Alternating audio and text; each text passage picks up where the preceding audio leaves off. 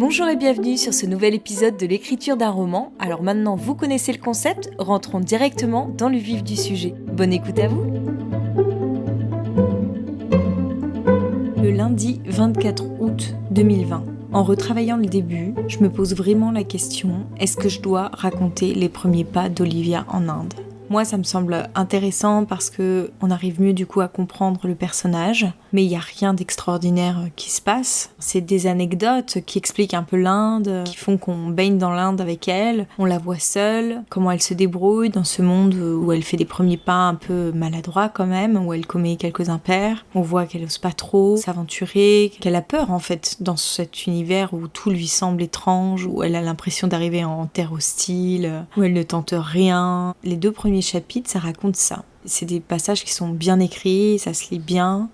Je sais pas si pour commencer le roman c'est très intéressant. Moi j'ai l'impression quand même que le roman il commence à partir du moment où elle part derrière la moto avec Suraj. Alors là, le roman commence comme ça, mais ensuite on a un retour dans le passé quand elle arrive en Inde, etc. J'ai peur que du coup pendant les 20 premières pages, on attende la suite quoi. Est-ce que je devrais pas me résoudre à me passer de ces premières pages ? Bon, je pense que pour le concours, je vais les laisser. Je peux pas les enlever comme ça d'un coup à la dernière minute. Quoiqu'en même temps, je me dis, du coup, ça pourrait peut-être me permettre de remettre la fin. Alors, pourquoi pas ?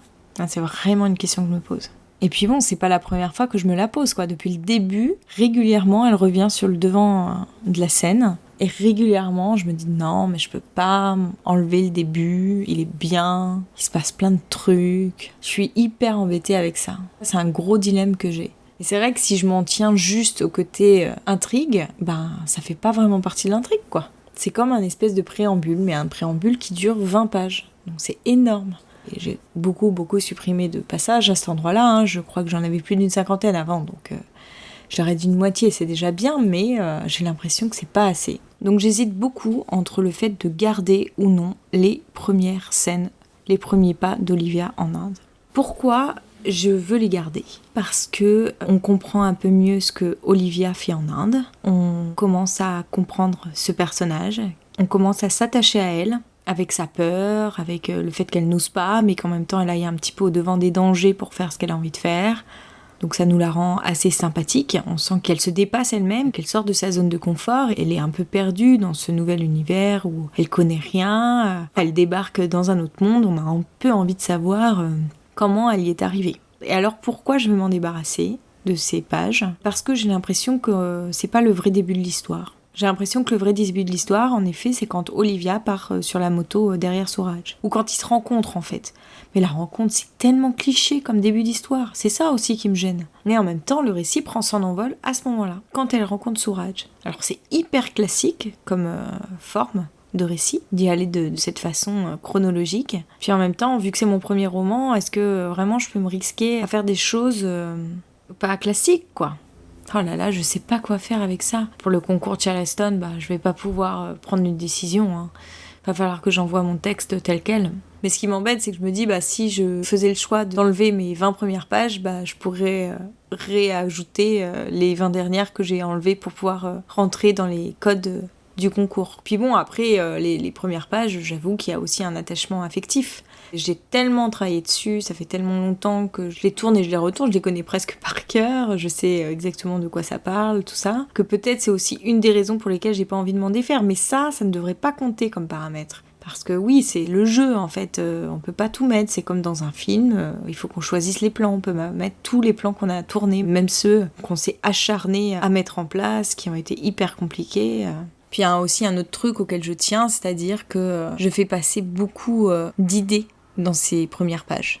Ah putain, je sais pas quoi faire avec ça, ça m'énerve. Et ça fait des mois et des mois que je me torture avec cette question, même depuis plus longtemps que ça, parce que quand j'ai envoyé mon texte à lire à mon ancienne professeure de français, elle m'avait déjà dit qu'il y avait 2 débuts dans mon livre, donc j'ai essayé un peu de les agencer de manière à pouvoir les garder tous les 2, mais ça fonctionne toujours pas comme j'ai fait. Je perds complètement mon lecteur dès le début de la lecture. En fait, je comprends tout à fait ce que le professeur de français qui est en train de lire mon texte me dit. On est perdu dans le début du texte. Il y a trop de choses qui rentrent en jeu. Je peux pas laisser tel quel, ça c'est sûr. Donc déjà, j'ai arrêté cette alternance, mais il y a quand même toujours un petit flashback pour éviter justement d'avoir ces 2 débuts. Mais même comme ça, j'hésite.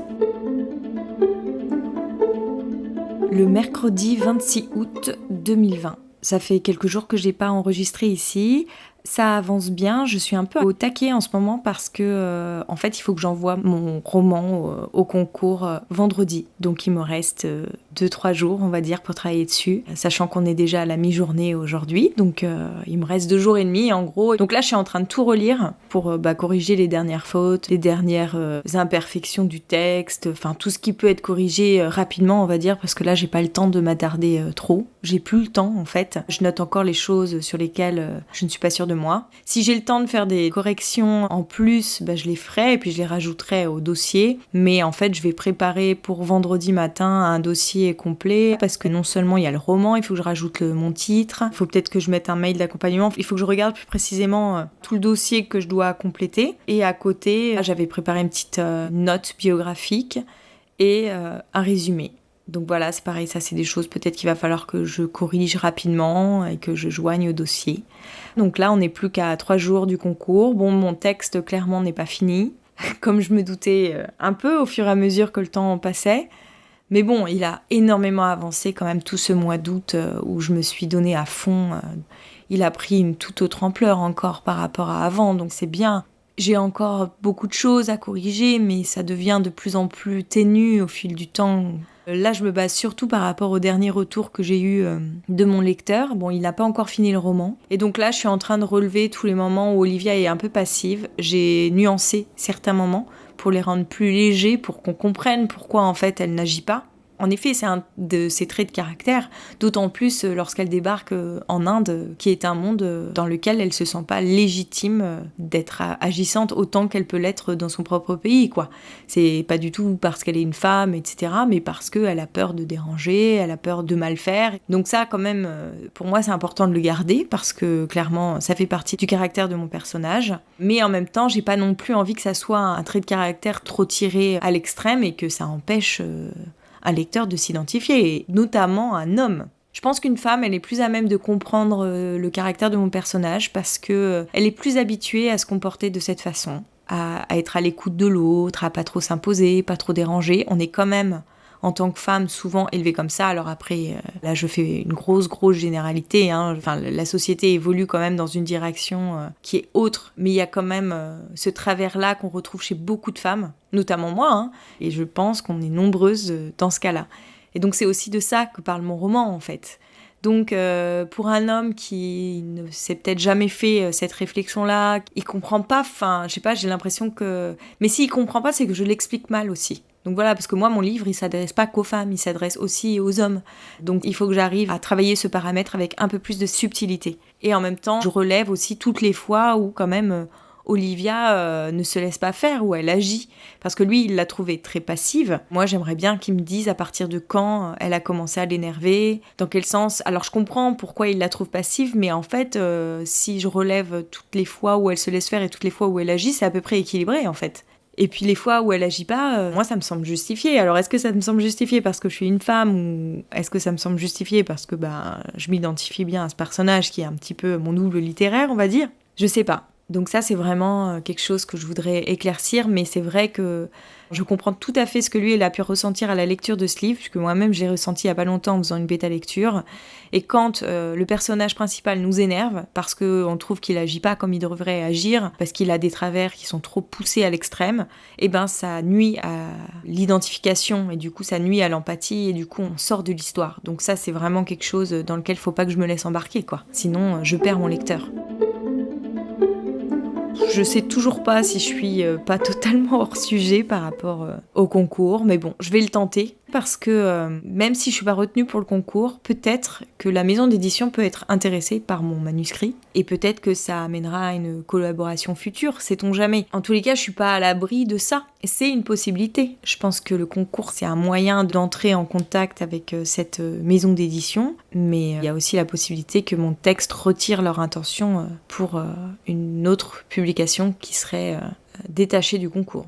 c'est un espoir ténu que j'ai. Enfin, je suis toujours un petit peu dans les rêves et les projections, mais c'est pas pour rien que je l'envoie, quoi. C'est que j'espère quand même qu'il y aura une conséquence. Et puis s'il n'y a pas de conséquence, au moins je me serais fixé un objectif. C'est un premier palier pour aller un peu au-delà dans ce projet. C'est-à-dire que jusqu'à présent, j'écris très seule dans mon coin.